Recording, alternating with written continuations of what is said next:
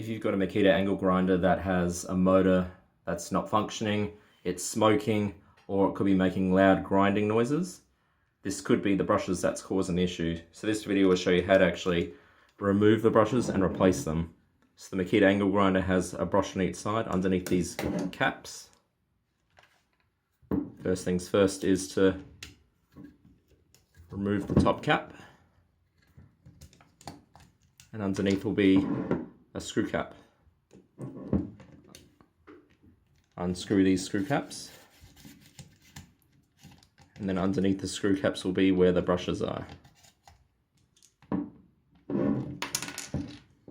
As you can see, this is the top of the brush here. Just have to lever it out. And that's the brush from the inside. As you can see, this one has some wear to it. Then when you've got a replacement one, it's just as easy as fitting it back in, sticking in the grooves, screwing the top cap on first,